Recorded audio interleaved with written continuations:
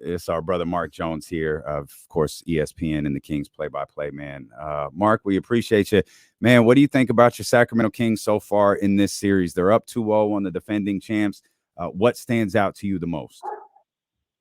What stands out is the way that Mike Brown, Kings coach, has schemed to slow down Golden State's offense. He's had whoever is playing Draymond in particular, more so than Looney, especially Draymond. Whoever's been playing Draymond defensively, look for it, guys. Well, you won't be able to see it next game, but he's been in the first two games. That man has been crowding Draymond's vision, playing really up on him. So, it's counterintuitive because all the scouting reports on Draymond Green say lay off of him because he's a non-shooter and he's a non-scoring threat. What that does, though, is gives him all day. It's like a quarterback in football, man. You give him all day, no pass rush, he'll pick you apart. So Mike has done something very clever and counterintuitive here. He's had who's ever guarding Draymond play right up in his grill. And it's caused a lot of issues with the great ball pressure that they've had off ball, top blocking, denying passes, face guarding Steph in particular, and Clay. And that to me has been, the one big clever move, the chess move in this series so far. And it's been played by Mike Brown.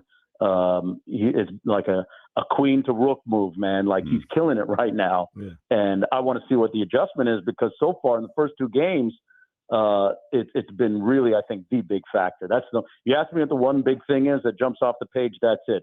The second big thing is at practice today, sounds like the Kings were playing Knuck If You Buck in the background. I just saw some practice footage. Well, that goes into like what I wanted to ask you about. By the way, for those who were wondering, who didn't know what the barking was, Mark Jones just finished an interview with Davion Mitchell. I think that's what that dog. Yeah, I think that's what that barking got that dog in him. Yeah. But that's one of the things that I wanted to ask you about this team. There seems to be, there was going into the series a lot of noise around them and a lot of doubt around them. And we've seen in these first two games, they just come out and they do what they do. They're not worried about everything that's around them. They don't worry about the naysayers. They don't worry about, the people that haven't seen them doubting what they can do. They go out there and they're fully confident in what they can do, and they go out and execute. We've seen that in the first two games. You got to believe it's going to be the same now because there's a lot going on now. And Mike Brown and the leaders in that locker room, they always seem to keep these guys locked in and focused. Yeah. And, especially in playoff time, the team that wins successfully takes on the personality of its alpha dog, its leader. And so far that's been De'Aaron Fox. Has been that way all season. De'Aaron Fox has played to his identity in this series. They still haven't figured out how to slow him down in the mid-range. The Warriors still haven't figured out how to stop his paint touches. And as long as De'Aaron keeps playing to his identity, everybody else falls in line. I mean, if you look at it, guys, Kevin Huerter got loose a little bit in game two. Keegan Murray still hasn't played his best game yet, or even close.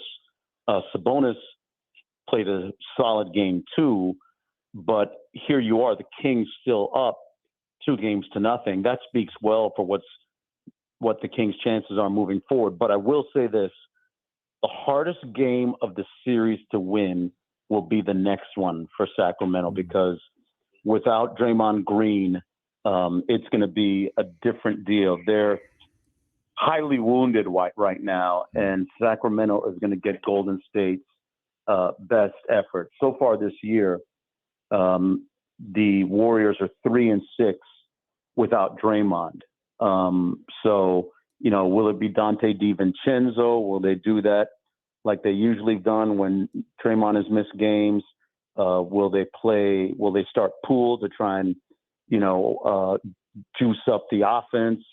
Will they start, Moody? Will they start Kuminga? We don't know that yet, but we're going to find out. Mark, why do you think you've seen every game this team has played all year long? Why have so many, even 2 games into this series, been so dismissive of what Sacramento has now done for 84 games? They haven't been watching. That's it. Yeah, They haven't that's been it. watching. They haven't been. It's a small sample size to them. Like you said, I've seen all 82. You guys have seen all 82. It's no surprise to us. And it's interesting if you go back and watch the Game 1 broadcast on ABC in the middle of the fourth quarter when Fox was doing his thing. I said very purposefully and intentionally to the national audience, I said, folks, if you're watching Sacramento for the first time, this is what De'Aaron Fox has been doing all season long. And never underestimate what happens on the East Coast of the country, guys. I mean, listen, I lived in Miami for over 30 years. It takes a real fanatic to stay up late and watch those West Coast games to their conclusion. And I know not a lot of guys are doing that. And not that they don't love basketball or they don't love the NBA, they don't like the Kings. That's just the way of the world. And that's why I was very intentional about saying that when Sacramento was doing that, because I know there's a lot of people that are out there thinking, like you intimated, oh, it's just a one-off. He just had the game of his life. He out here careering. No. De'Aaron Fox has been doing this all season, and that's hard for some people to digest unless you've been watching. So, I think going into Game 3, they've got kind of a little bit more flavor, and they've figured it out. But there's going to be something of a surprise that we don't know is a surprise that still happens. Like I said, I think the incremental improvements come from Keegan Murray playing better and Kevin Huerter being able to stay out of foul trouble and play to his identity a little bit longer. Yeah. The other guy they haven't been able to deal with is not his backcourt mate, so to speak, because he doesn't start with him, but still, it's the Kentucky connection. Malik Monk has been able to do essentially whatever he wants to do out there, and he's doing it from inside the paint. He's doing it from beyond the arc. He is a problem for the Warriors right now. Mark, I don't think they necessarily have an answer.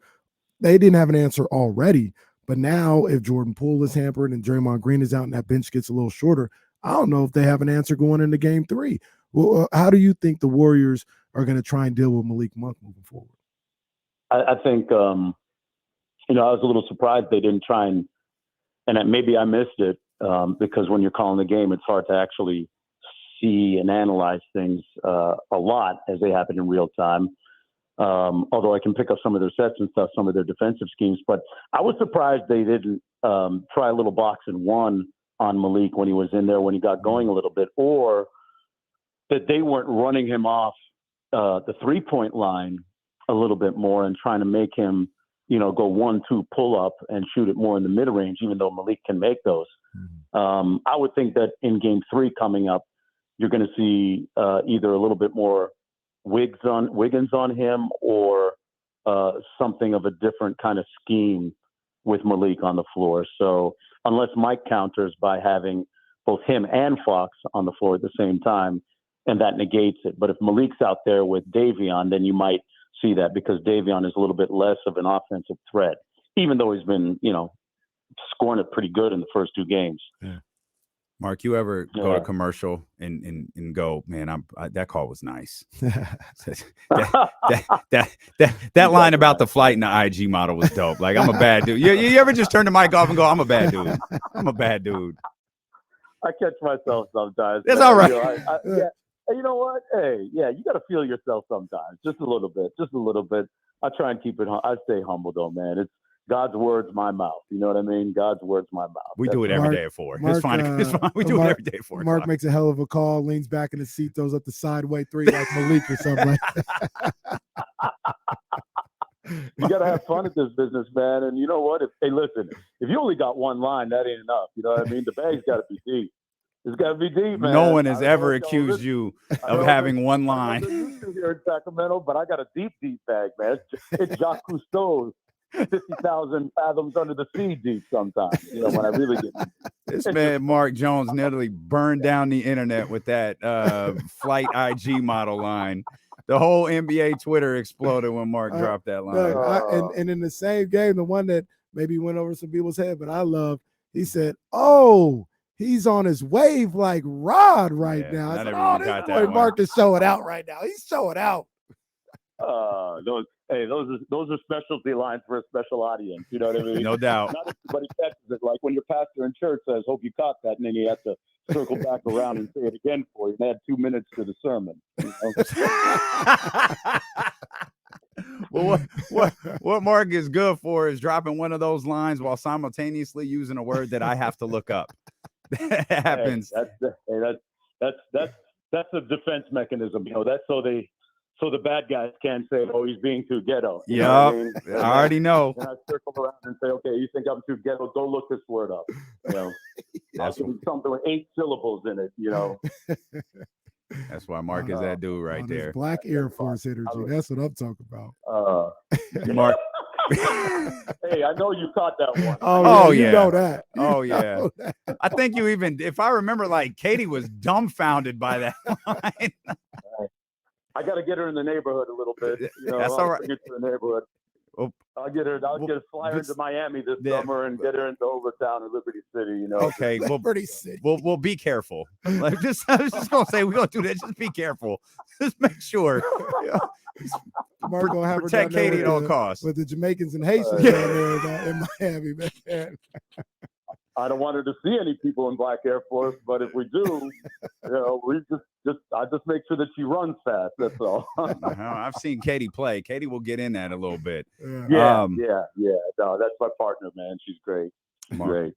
We appreciate you so much, man. Have a great rest of the call. What do you guys think for Game 4? What do you guys think for Game 3? I'm curious with all the Draymond stuff going on. My immediate thought, Mark, was that we've seen the Golden State Warriors shoot 93s in these two games. They shot 50 in the first one, 40 in the second one. They shot about 32% in both of those. I think they're going to get the 3 up. I think there's going to be a lot more Sacramento Kings fans there than anybody is predicting. And the Warriors, I think they're going to try to go for the knockout blow the first 6 minutes of the game, the first 5 minutes of the game. And our hope was, and Casey, I want to speak for you, is that the Kings get the ball to the paint. Yeah, that'll be key.